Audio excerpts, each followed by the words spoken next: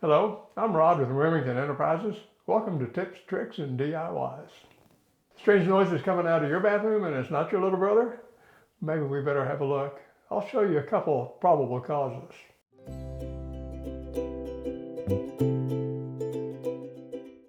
If you hear water running intermittently,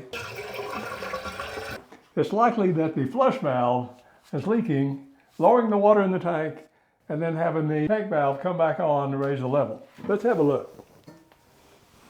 Be very careful with the lid. They're very difficult to replace if you lose one. It's possible you might hear a sound similar to this.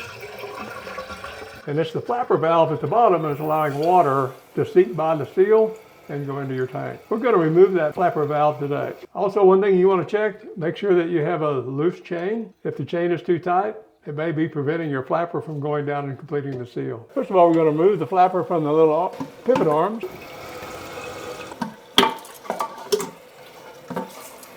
Then remove the chain, and you'll find a replaceable piece like this. Keep in mind, there are generally two different sizes.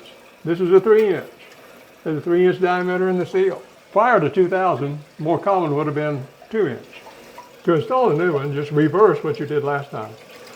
Let's go ahead while we have the chain in our hand and install the chain onto the lever. Set the flapping valve in place.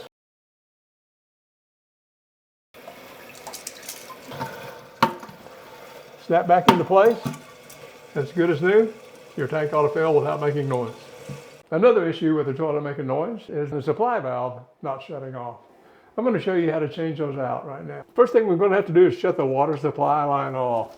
We can usually find that again coming out of the wall at the base of the stool. Typically you'll want to turn to the right, a quarter of a turn. That should shut the water off.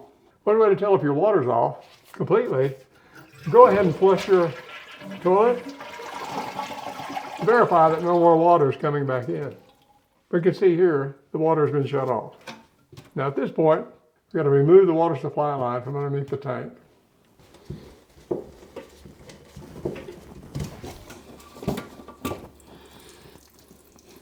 You also might want to put a sponge or some rings underneath to catch what water drips out of the valve. Inside, you'll notice there's a little bit of water left over. So I'm going to go ahead and sponge that up now and get rid of it. The next step is to remove the nut that holds the flush valve at the bottom of the tank. You might need a pair of pliers. Sometimes they're a little tight. A couple turns usually does it, and then you can take it out by hand. There we go. Keep in mind that underneath the nut is a washer between the nut and the base of the tank. This allows us to pull the valve out of the tank. Keep in mind that there's a rubber washer between the valve and the top of the base of the tank, and that seals the water out completely. For installation, just reverse the process.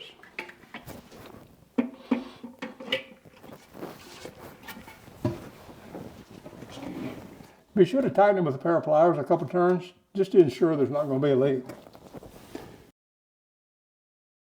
To complete the installation, go ahead and hook up the water valve. Make sure that your rubber gasket is still inside the nut.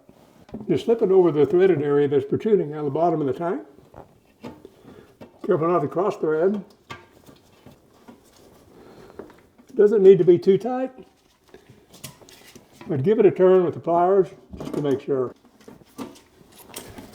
One final step, make sure this small supply line is hooked into your overflow tube.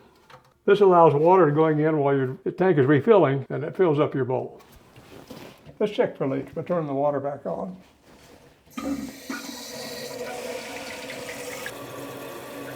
Wipe any connections dry. That way you can tell if you've got a drip. Looks like we're all good to go here.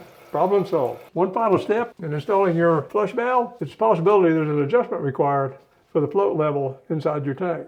You want to make sure the water stops, give you at least an inch between the water level and the overflow tube.